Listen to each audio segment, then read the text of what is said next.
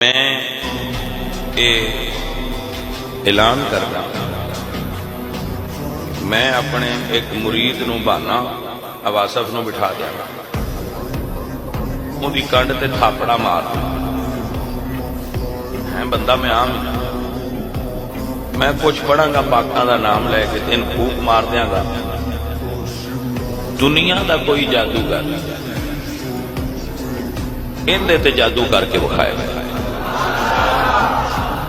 पूरी दुनिया में चैलेंज, कोई दुनिया का जादूगर बंगाल तो लैके पूरी दुनिया चैलेंज। फकीर इको थापड़ा मारेगा, बंदा बहा देंगे। जे जादू हो जाए तो असीं मन जाएंगे, फिर हजूर ते भी हो गया। ये 15वीं सदी दे मलंगा दे मुरीदां ते जादू नहीं हुंदा, ते हजूर सरकार ते दुनिया नूं शिफावां देण आए।